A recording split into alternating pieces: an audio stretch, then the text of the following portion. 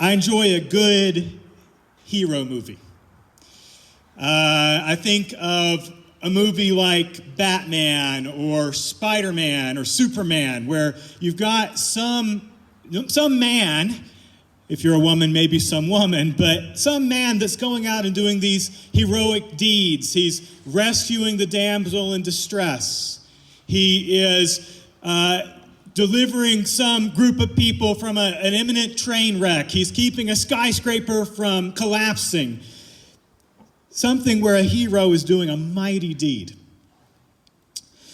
But the truth is, I don't find myself overly inspired by the Batman and the Superman and the Spider-Man figures. Because no matter how hard I try, I'm never going to be able to shoot webs out of my wrists.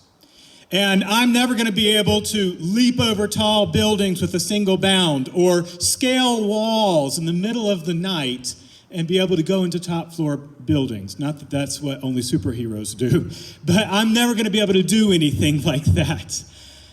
I have my limitations. But what I am inspired by is real life superheroes. The other night we watched a movie, Hacksaw Ridge, right? That Martin had been trying to get us to watch for a long time. And it's about a man named Desmond Doss, who came from where I grew up generally, in Lynchburg, Virginia. I was in Roanoke, then I went to school in Lynchburg, Virginia. Well, he was from there. And he was a war hero, a real-life hero with conviction. He didn't believe in working on Saturdays. He wouldn't hold a gun, and he delivered a lot of his comrades in war, going up to Hacksaw Ridge again and again and again and again, subjecting himself to the line of fire and delivering his mates. That inspired me. When I watched Hacksaw Ridge, I thought to myself something that I don't think when I watch Batman or Superman or Spider-Man. I thought to myself, I want to be a better man. Well, these hero tales are ancient. In the ancient world, they didn't have the cinema. You couldn't go to the movie theater and watch Spider-Man, but you could sit beside a fire and you could tell the stories, and the elders might recount the deeds of the gods. They didn't have the comic book Marvel figures that we had, but they had gods and demigods that they would tell their stories about. And there was a very ancient story circulating around Egypt that was the story equivalent then of a comic movie now, of Anubis and Bata. Anubis and Bata. And the story goes like this. Anubis and Bata's parents were dead, and Anubis was older and he had a wife, and Bata was younger, and a mature minor or a young adult still needed to be cared for. And so Anubis brought Bata into his home. Anubis took in the younger brother Bata, and Bata stayed with Anubis and Anubis' wife. And Bata brought great success. He did wonderful things to Anubis' home. He could be trusted to go out and care for the cattle and go out and care for the harvest, and he was very good in everything that he did. One day, it was around harvest, and Anubis and Bata went out to begin taking care of the harvest. And while they're out there, Anubis realizes, hey, we need some goods back in the house. Go back to the house and get, I don't know what it was, seed or supplies or something like that. So Bata makes the journey back home. He gets back to the house. And who should be there in the house but Anubis' wife? And she's in the house and she's combing her long hair and she's primping herself. And Bata says, hey, go and get me some supplies. And Anubis' wife says, hey, you go and get it yourself. Don't take me away from my hair. So Bata goes, and he goes to the trunk, and he gets these big supplies, and he's got something like 5 heavy bags on his shoulder. And then Anubis' wife notices Bata, and she says, wow, you're awfully strong. Why don't you come over here, and we'll have a good time while the master of the house is away? And Bata says, what are you talking about? That's a terrible suggestion. You're my brother's wife. You're older than me. You've been like a mother to me. That's an awful thing. Never tell this to anyone. Never let it be known that you made that suggestion. I won't repeat it and you don't repeat it. So Bata then goes and he joins Anubis and they finish the day's work. And Anubis comes home early. And he finds his wife. And now she's upset. She's taken some kind of some fats or grease, and she's sick, and she's doubled over, and she's smeared herself so that it looks like she's been beaten. And she says, you won't believe what Bata came in here to try to do to me while you were away. How he tried to take advantage of me, the things that he put me through. Anubis becomes fiercely angry. So what he does is he goes to the barn and he waits for Bata to come home.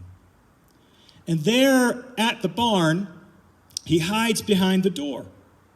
He's got a panga. He's ready to kill Bata, his younger brother, for this awful thing that he thinks Bata did. But as Bata's coming back, the cows, and here's where we learn Bata has a very special relationship with cows. He speaks cow. He speaks the bovine language. The cows are coming in, and the first cow goes into the barn, and he says, Bata, be careful. Anubis is waiting in there. He's got a panga. He's going to kill you. The second cow goes in. Same thing. Be careful. Anubis is in there. He's going to kill you. Then Anubis comes out and he chases Bata, and Bata runs away and he cries out to the sun god, deliver me. And the sun god causes some massive river to open up and separate Bata and Anubis. There's crocodiles in the river giving Bata protection from his brother. And Bata says, why are you chasing me? Why are you against me? Don't you know I haven't done anything? I don't know what your wife told you, but she's the one with the problem, not me. And to prove how chaste he is, he takes and he dismembers himself and throws his member into the river, and it's swallowed by a fish. Bata then goes off to the valley of the cedars where he mourns. Anubis goes home and kills his wife. Bata eventually dies and is reincarnated as the crown prince of Egypt. That was the hero story, one hero story of ancient Egypt. But it's like a comic book movie. It's like Superman. What does a real life hero look like? We're going to look today at a passage that shows us today, but it also showed ancient Egyptians in their context, hearkening back to their own stories, what a real life hero looks like. Turn with me to Genesis chapter 39. Genesis chapter 39. What would it look like to have a Desmond Doss who was really heroic, who didn't have godlike powers, but was just a really good man? Genesis 39. I'm calling this text the hero's test. The hero's test. Point number one, in times of blessing, we should reckon that every gift is from God. In times of blessing, we should reckon that every gift is from God. Let's read Genesis 39. Now Joseph had been brought down to Egypt, and Potiphar, an officer of Pharaoh, the captain of the guard, an Egyptian, had bought him from the Ishmaelites who had brought him down there. Yahweh was with Joseph. We just sang Emmanuel, God with us. Well, God was with Joseph. Yahweh was with Joseph. And he became a successful man. What does it look like when God is with us? Joseph becomes a successful man. And he was in the house of the Egyptian master. So in other words, he's not out in the fields. Joseph is not the laborer that's out gathering the sheaves, he's management. He's inside the house. He's the one that's helping to run things. He's in the house of the Egyptian master. His master saw that Yahweh was with him, and Yahweh caused all that he did to succeed in his hands. The phrase that's used here is that Joseph found success in his master's eyes. He found favor in his master's eyes. What does it look like when God is with us? He gives us favor in the eyes of man. Remember, eyes. He gives us favor in the eyes of man. God gave Joseph favor in the eyes of Potiphar. His master saw that Yahweh was with him, and that Yahweh caused all that he did to succeed in his hands. So Joseph found favor in his sight. He found favor in his eyes and attended him. And the idea here is Joseph actually becomes his personal assistant, his right-hand man, the guy that looks after everything in Potiphar's house, including Potiphar himself. And he made him overseer of his house and put him in charge of all that he had. Literally, he put everything into Joseph's hand. That's the Hebrew that's used there. Hand gets used over and over and over again in this passage. Number one, in the time of blessing, how did God demonstrate covenant faithfulness to Joseph? God caused Joseph to have favor in the eyes of Potiphar, in the eyes of man. God gave everything into Joseph's hand. He made him the manager of everything. He put everything in his hand. And God clothed Joseph with success in the house of his earthly master. Joseph rises to the top of the house. Besides Potiphar, Joseph is over everything. That's what it looks like when God is with us in the time of blessing. From that time, he made him overseer in his house and over all that he had. From the time that he did this, Yahweh blessed the Egyptian's house. God said to Abraham, all the nations of the earth will be blessed through you. Well, here's Joseph in a foreign land, and God is blessing the foreigner through this son of Abraham. For Joseph's sake, the blessing of Yahweh was on all that he had in house and field. So he left all that he had. Potiphar left everything in Joseph's hand. And because of him, he had no concern about anything but the food he ate. He wasn't concerned about anything. Everything that Joseph did, it prospered. Everything that Joseph did, it was honest. Everything that Joseph did, he did well. And so eventually Potiphar just didn't have to take care of anything except for his own private diet. God clothed Joseph with success in the house of his earthly master. When God is with us, he gives us favor in the eyes of man. He puts things into our hand, and he clothes us with success in the houses of our earthly masters. Now, Joseph was handsome in form and appearance. This phrase is only used one other time in the Bible, and it's to describe Rachel, Joseph's mom. These two people were ridiculously good looking. Beautiful in the face and beautiful in the body. And as one commentator named Wenham has put it, he was blessed with one endowment too many. This will be the thing that causes some temptation and trial to come into his life. He's incredibly, incredibly good looking. Point number one, in times of blessing, we should reckon that every gift is from God. Point number two, in times of temptation, we should relinquish everything for God. In times of temptation, we should relinquish everything for God. Joseph was handsome in form and appearance. And after a time, his master's wife lifted up her eyes on Joseph and said, "Lie with me." She lifted up her eyes, and in the Hebrew it's just two words, shikbayami, shikbayami, come and lie with me. It's crass. It's this very terse, just animal, like an animal in heat. She's going after Joseph. She lifted up her eyes and said, lie with me. This is a phrase that also gets used in another ancient hero tale. How many of you have ever heard of the Epic of Gilgamesh? The Epic of Gilgamesh. That was a story that was circulating 2,000 years before Jesus. Okay, so 4,000 years ago, that was, again, the famous story that's going around. And there's this part of the story where Gilgamesh, the hero, is being seduced by the goddess Ishtar. And Ishtar has a very troubled love life. Yes, she's a goddess. Yes, maybe she's incredibly beautiful, but she's crazy. And so Gilgamesh says, there's no way. She says to Gilgamesh, let me be your wife. And Gilgamesh says, there's no way I would marry you. I know what's happened to your past lovers. I remember that there was a time that you were in love with a gardener.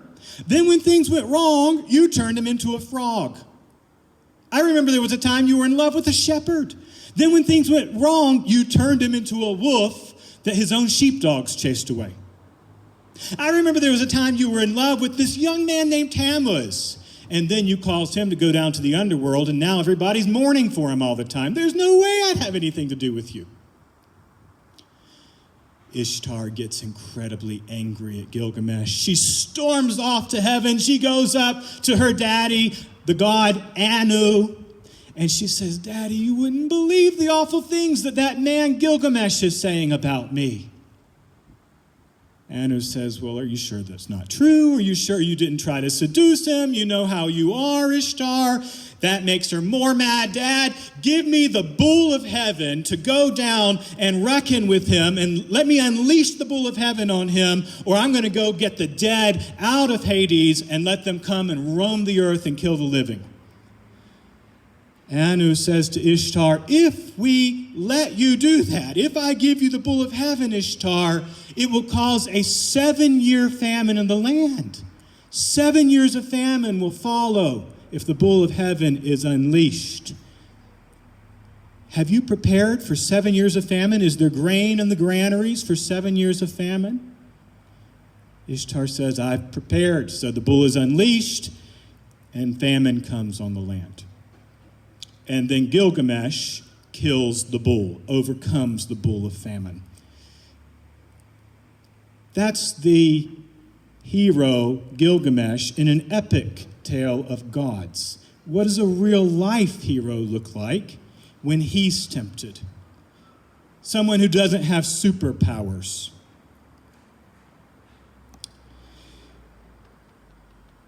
Potiphar's wife does the same thing as Ishtar. She lifts up her eyes on Joseph and says, lie with me. But he refused and said to his master's wife, behold, because of me, my master has no concern about anything at all in the house. Remember that? He'd given everything as to his hand. The Potiphar doesn't have concern about anything at all that's in Joseph's hand.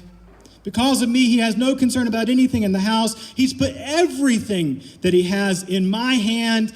He's not greater in this house than I am. There's no one greater in this house than I am. Nor has he kept anything back from me except for you, because you are his wife.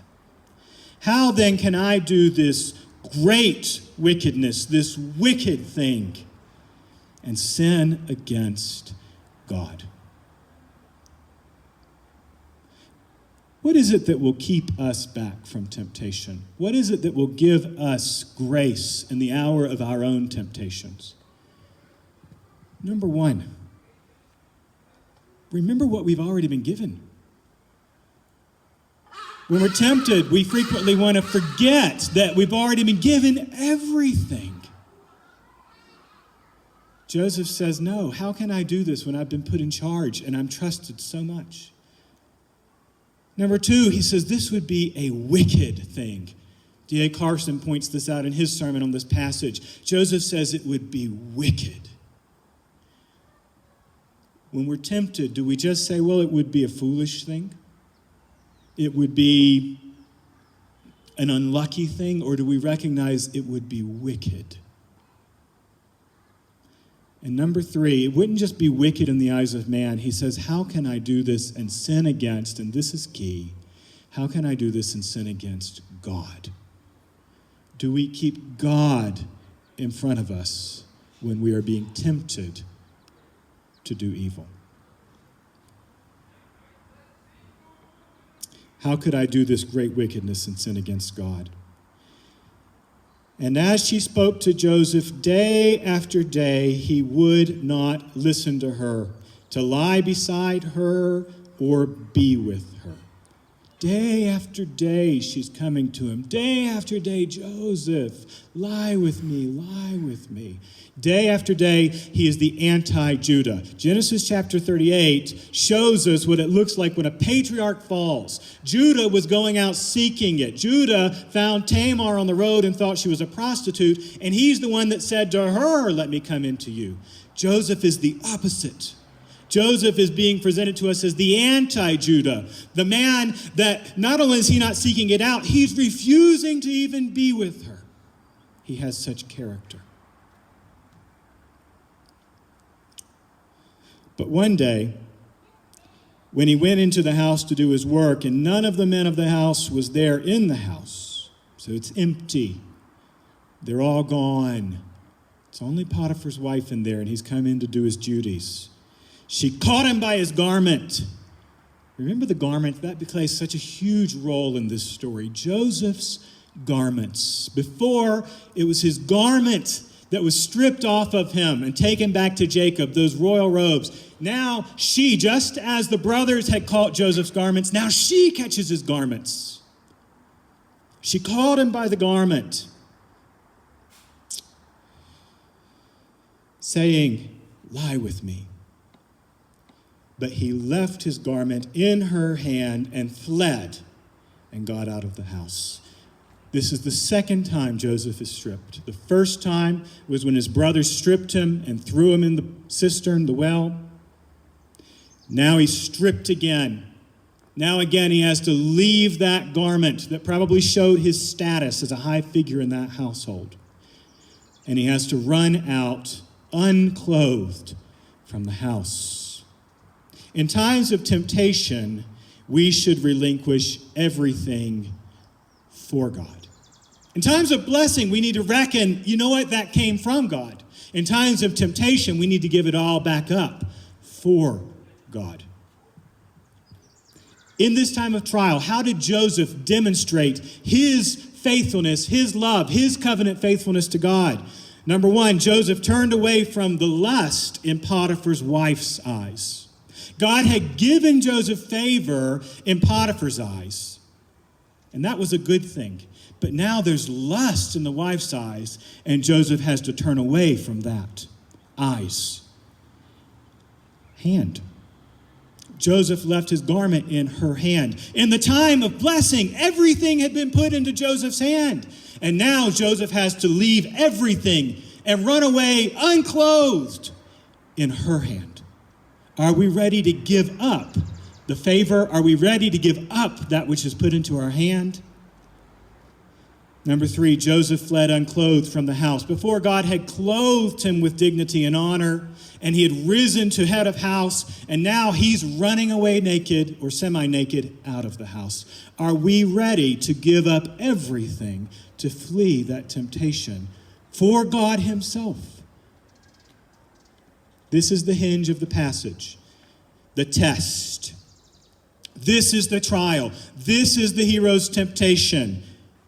When it comes to it, will we turn away from the eyes of man? Will we relinquish that which is in our hands?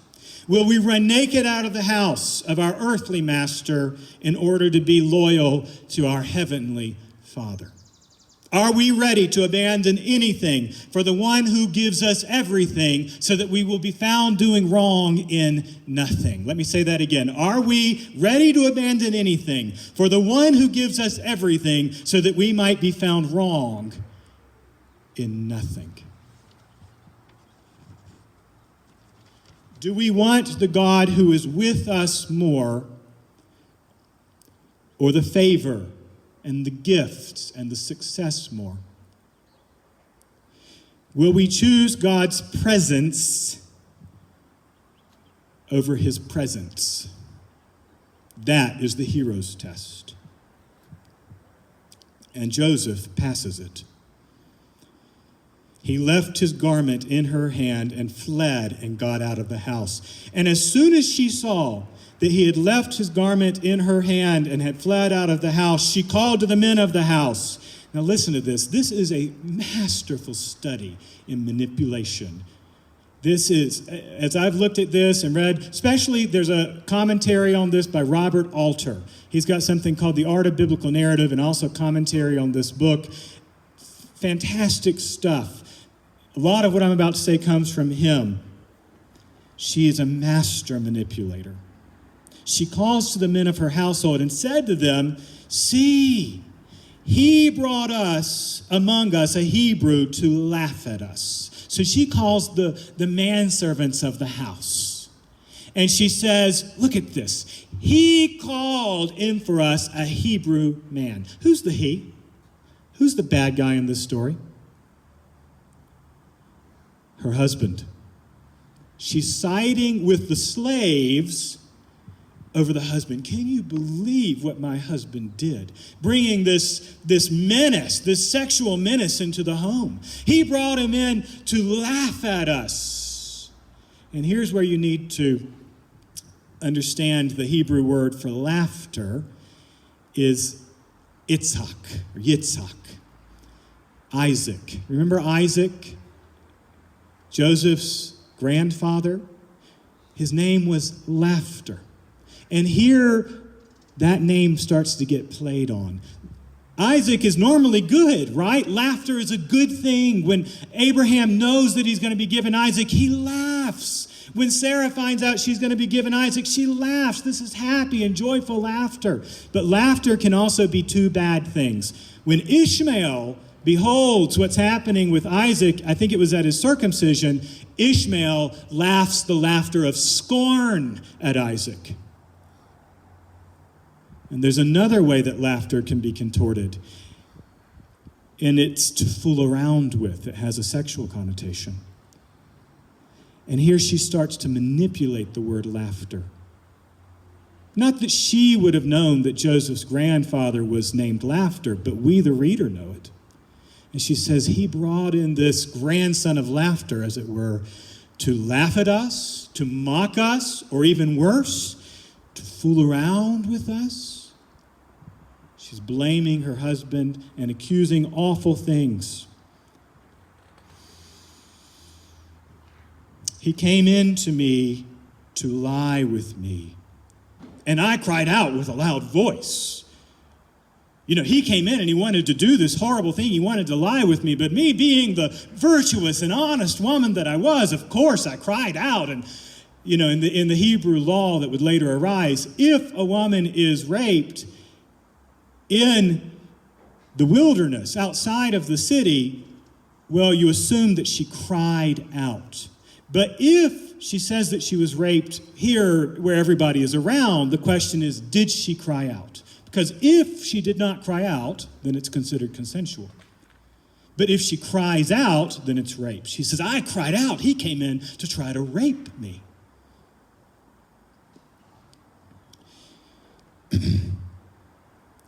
And he left his garment beside me and fled and got out of the house.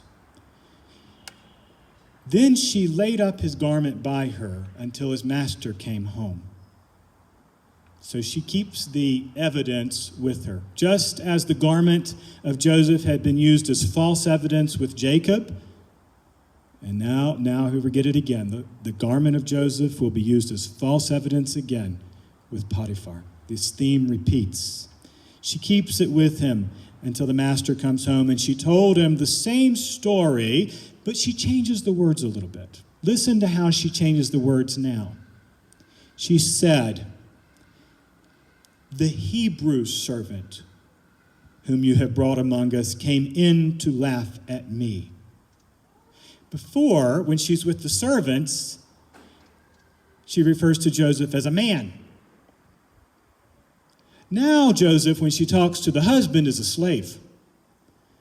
Do you see how she's trying to identify with whomever she's with to win them over to her side? That's that Hebrew slave you brought in, whom you have brought among us, came in to me to laugh at me. Do you notice she leaves out the part where she said to the servants, he came in to lie with me? She's not quite as bold in what she says to Potiphar. But she lets the suggestion and the hints do all the work. And this can be taken one of two ways. She could either be saying, the Hebrew slave that you brought here came in to lie with me, to play with me, to fool around with me. Or she could be saying, the Hebrew slave you brought to fool around with me came in. In other words, you had a malicious intent when you brought him into the house. You brought him here to put me under temptation. You brought him here to see what he would do to me. She's accusing Potiphar of a ridiculous crime, but it gets him angry. Potiphar's response to that: but as soon as I lifted up my voice and cried out, he left his garment beside me and fled out of the house. So as soon as his master heard the words that his wife spoke to him, this is the way your servant treated me, his anger kindled. Now, as the commentators note, we don't know who he's angry at. Is there a hint that he's angry at his wife? Does he doubt her version of the story? Is he angry at himself? Wow, I put so much trust in Joseph. And now, is he angry at Joseph? It's dangling there. But Joseph gets the brunt of it. Joseph's master took him and put him into the prison. The reason why commentators say maybe he didn't fully believe the wife's story is Joseph should have been summarily executed. If Potiphar really thought that Joseph was trying to rape his wife, off with his head kind of thing. But there's a reservation here. We wonder, does Potiphar, does he fully believe it? He took him and put him into the prison, the place where the king's prisoners were confined, and he was there in prison. Point number 3. In times of trouble, we should remember that God is faithful to work everything for the good of those who love him. Point number 3. In times of trouble, we should remember that God is faithful to work everything for the good of those who love him. He puts him into the prison. Literally, the round house. The round house. So this is going to be a story of another house that Joseph rises to the top of. First, it was his father's house there in Genesis 37. Then it's Potiphar's house. And now it's going to be the round house, which is the prison. Puts him into the prison. But Yahweh was with Joseph and showed him steadfast love and gave him favor in the sight of the keeper of the prison. Are you seeing this theme again? Yahweh gives Joseph favor in the eyes of the chief of the prison warden. Favor in the eyes. And the keeper of the prison put Joseph in charge of all the prisoners. He put everything in the prison into Joseph's hand. God gives him favor in the eyes of the warden. He gives everything into his hand again. Put Joseph in charge of all the prisoners who were in the prison. Whatever was done there, he was the one who did it. The keeper of the prison paid no attention to anything that was in Joseph's charge. Again, we get this idea that everything whatsoever is left to Joseph. And anything that is left to Joseph, there's no need to pay attention to it. He's so honest and so good at his work. Again, he's rising to success and mastery of the house. Because Yahweh was with him, and whatever he did, Yahweh made it succeed. In the time of trouble, how did God once again demonstrate covenant faithfulness to Joseph? A, God caused Joseph to have favor in the eyes of man again. B, God caused everything to come into Joseph's hand. And C, God clothed Joseph with success in the house of his earthly master. Joseph rising to the head of house once again foreshadows what will happen later when Joseph rises to the head of house over all of Egypt. But first, he has to pass the hero's test. Will he turn away from the eyes of man to do what is right in the eyes of God? Will he give up everything that is in his hand and relinquish it to the hand of another if it's necessary? Will he run naked out of the house that he was supposed to be over in order to keep his character before the God who is with him? What does a real-life hero look like? A real-life hero looks like this. Jesus Christ, Philippians chapter 2, who being in the very form of God, he wasn't just clothed with a royal robe. He wasn't just over God's house. He was of the same substance as the Father.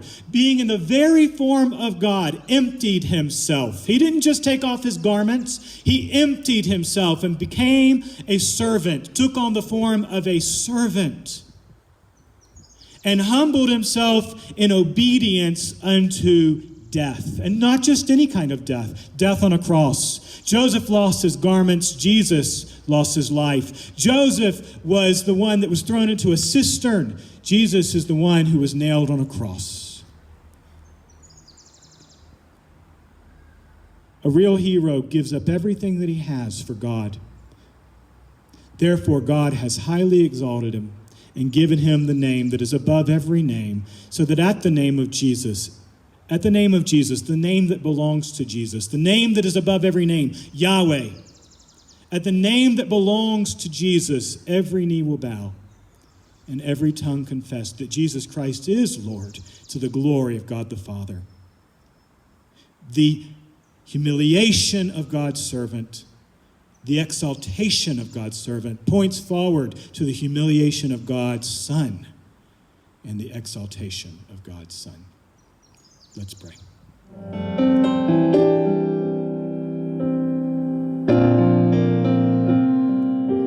Lord, you are more precious than silver, and Lord, you are more costly than gold.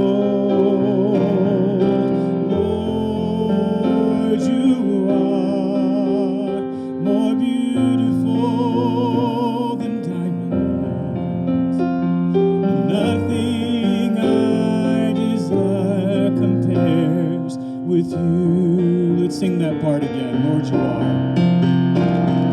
Lord, you are more precious than silver,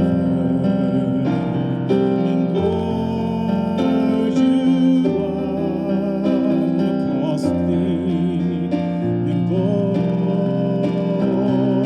Lord, you are more beautiful than diamonds.